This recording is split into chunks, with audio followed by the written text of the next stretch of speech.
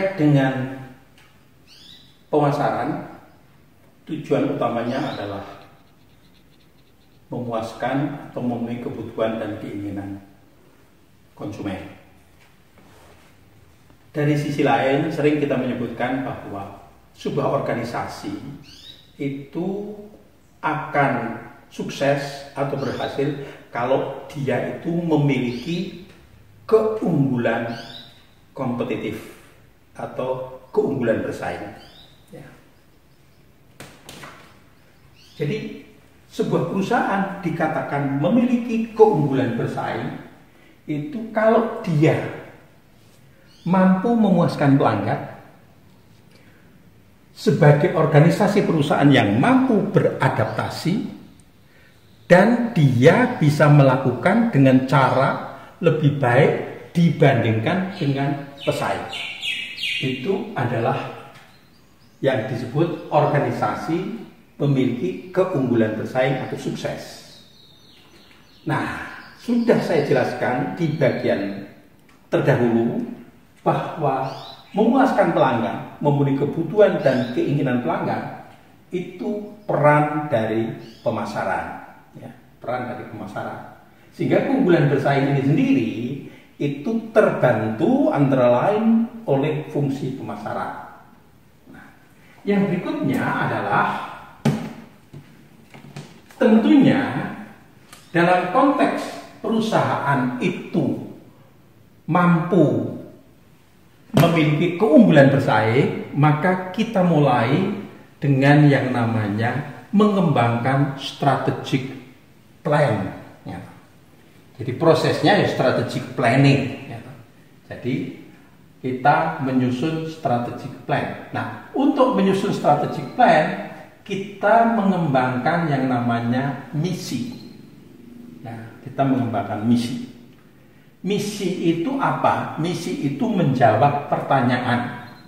What do we stand for? Why do we exist? Untuk apa perusahaan ini didirikan dan mengapa organisasi ini didirikan? Ini adalah misi. Ya. Ini misi. Nah, untuk supaya kita itu bisa mengembangkan strategic plan berbasis atau berdasarkan misi yang sudah ditetapkan, what do we stand for, why do we exist, sudah tahu. Jadi untuk apa kita itu didirikan? Oh, saya didirikan untuk menghasilkan garment, pakaian. Oh, pakaian itu untuk memenuhi kebutuhan dan keinginan pelanggan terkait dengan dan seterusnya.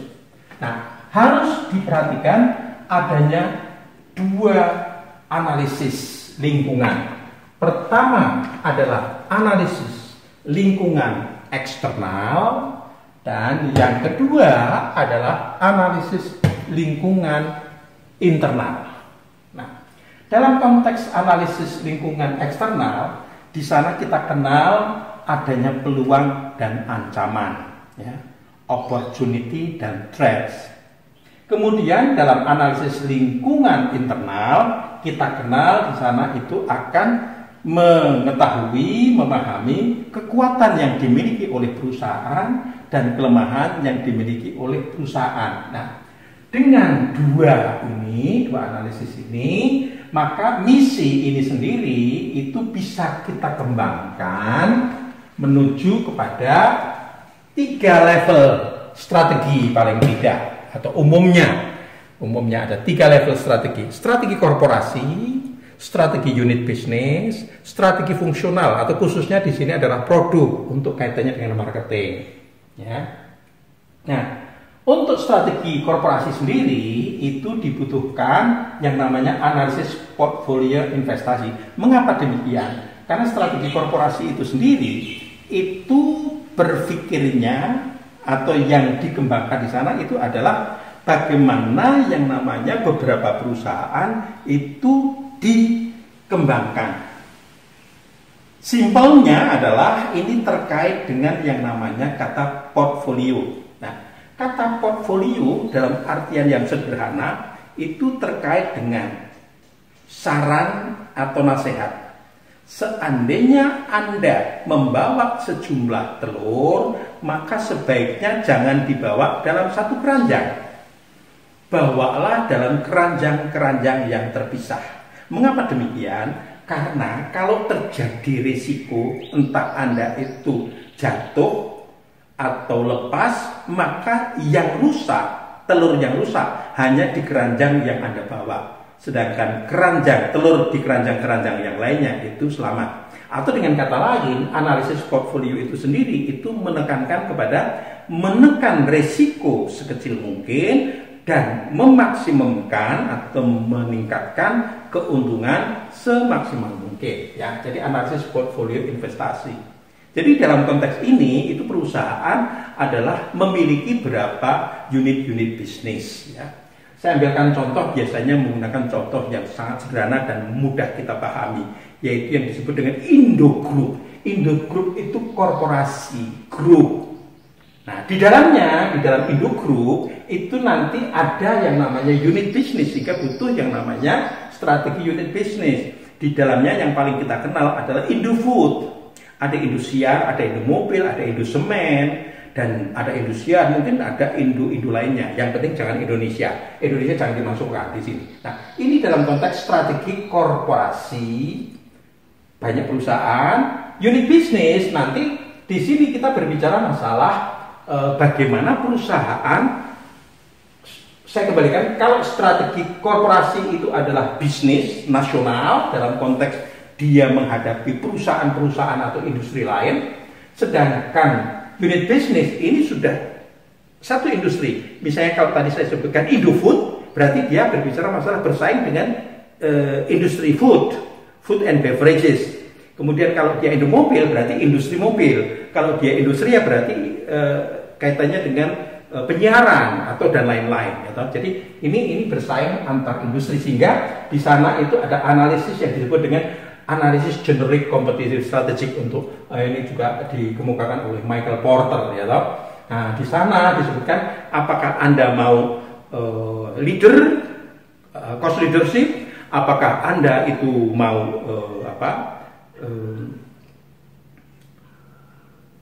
fokus, ya. Kalau fokus berarti spesifik, atau differentiation, ya. Jadi ada 3 pilihan sebetulnya kalau yang terkait dengan analisis generic kompetitif. Kemudian yang berikutnya adalah setiap perusahaan, setiap unit bisnis itu memiliki yang namanya fungsi pemasaran, fungsi produksi, fungsi keuangan dan lain-lain. Khususnya di sini kita berbicara masalah fungsi produk misalnya. Nah, di sana ada analisis yang disebut dengan analisis rantai nilai. Ya toh?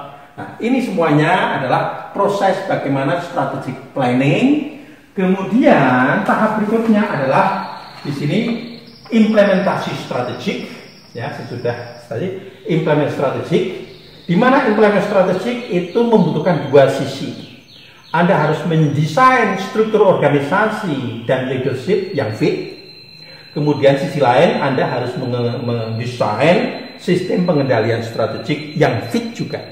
Nah, ini itu akan dilanjutkan ke tahap evaluasi, dan ini akan menjadi feedback kembali ke sana. Ya, toh? Jadi ini proses yang namanya strategic plan. Tentunya pertanyaannya adalah bagaimana kita mengkaitkan yang namanya strategic plan ini dengan marketing plan. Ya.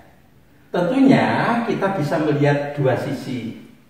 Ada departemen perencanaan strategik, kemudian ada juga departemen pemasaran, di mana masing-masing ini sendiri itu akan mencoba untuk mengkaitkan, di mana dimulai dengan tugas atau supporting dari departemen pemasaran, yaitu dia akan mengumpulkan informasi, kemudian digunakan untuk merekomendasi terkait dengan pemasaran kepada departemen perencanaan strategik. Nah, dalam rangka, jadi di sini itu dalam rangka untuk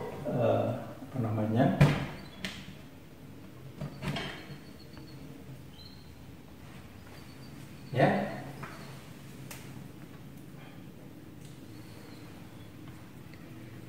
Jadi dari departemen pemasaran dengan segala informasi dan rekomendasi pemasaran digunakan untuk membantu melakukan analisis perencanaan strategik perusahaan, ya, keseluruhan. Nah, berdasarkan informasi yang sangat-sangat penting, karena dari pemasaran itu berarti kan kaitannya dengan siapa pelanggannya, produknya seperti apa, harganya berapa, saluran distribusinya siapa, dan lain-lain.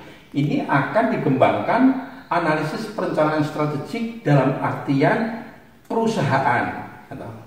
Nah, berikutnya adalah dari analisis perencanaan strategi ini akan diseleksi, ya, Diseleksi apanya? Diseleksi sasaran dan sumber daya bisnis yang disetujui, karena mungkin tidak semuanya disetujui, ya.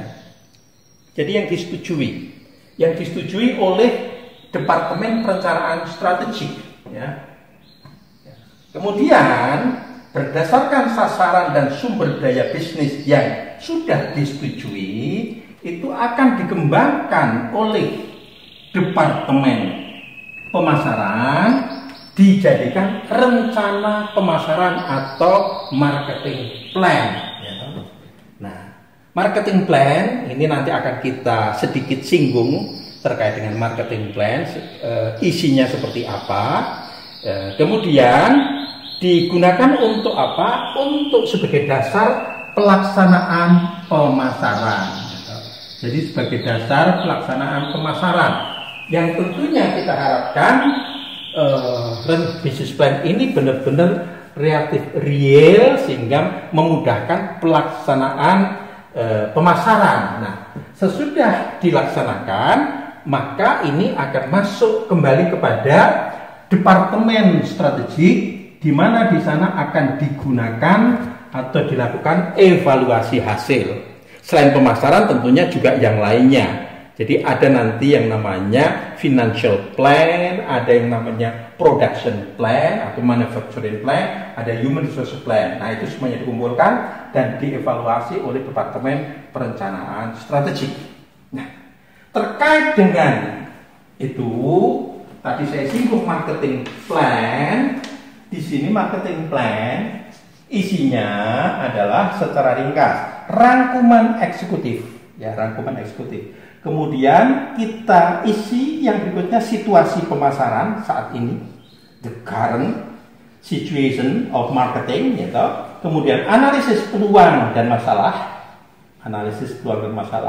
kemudian tujuan dari marketing plan ini sendiri, kemudian strategi pemasaran. Sesudah strategi pemasaran dikembangkan secara lebih spesifik program tindakan yang akan dilakukan, ya, berarti lebih spesifik ini. Kemudian kita perkiraan laba rugi, baru pengendalian. Nah, ini tentunya isi dari marketing plan. Di mana ini kalau dalam konteks bisnis ini adalah bagian dari business plan, ya, dari business plan. Ini adalah marketing plan-nya. Nah, sekali lagi semuanya itu tentunya terkait dengan yang disebut dengan manajemen pemasaran. Jadi kembali lagi dalam konteks ini dikaitkan dengan proses manajemen pemasaran, analisis peluang, meneliti memilih pasar sasaran, mendesain strategi pemasaran, merencanakan program pemasaran, dan mengorganisir, equating dan controlling. Ya, jadi OAC di sana kita bicara masalah terkait dengan organizing, equating, controlling terhadap apa? Terhadap usaha-usaha pemasaran. Nah, tentunya sekali lagi ini adalah mengkaitkan antara marketing atau marketing plan dan strategic plan.